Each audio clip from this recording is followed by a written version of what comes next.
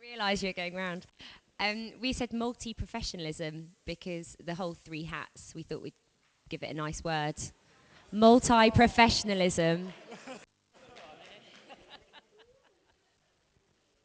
it's that kind of operating on the different levels that we were talking about.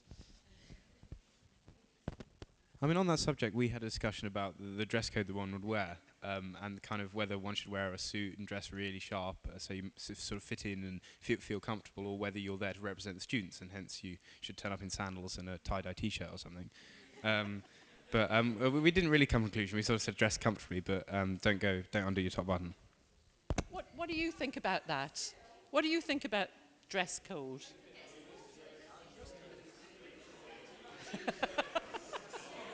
Well, we'll have to come back to it. General sense that it's important, but not necessarily agreement. A good skill is knowing how to dress for which situation, be appropriately dressed.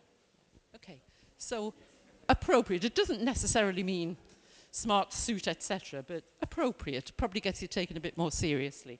How about this table?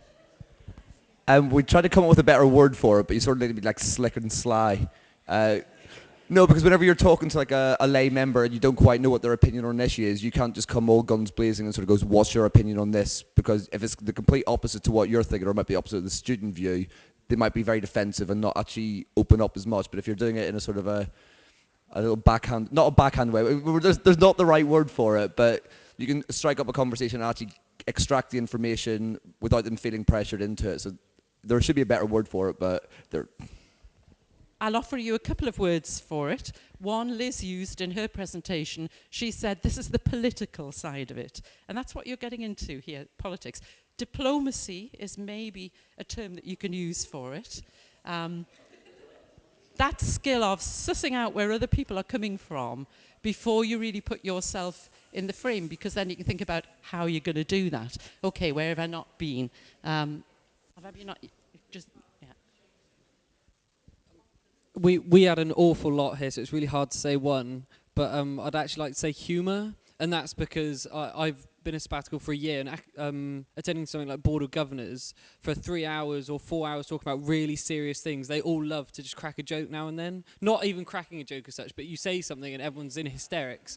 For example, I attended the first meeting and said we've only got one course rep, and the next meeting it was like, oh, we've got 100 course reps, and it was just, and so obviously it's at the right time. Don't go in there and always throwing out jokes, but it is actually really important to have a sense of humour and take things at the right time. Absolutely. That point was human, and I think the governors are delighted to hear from you because you are the human face of the organisation. You're what it's all about.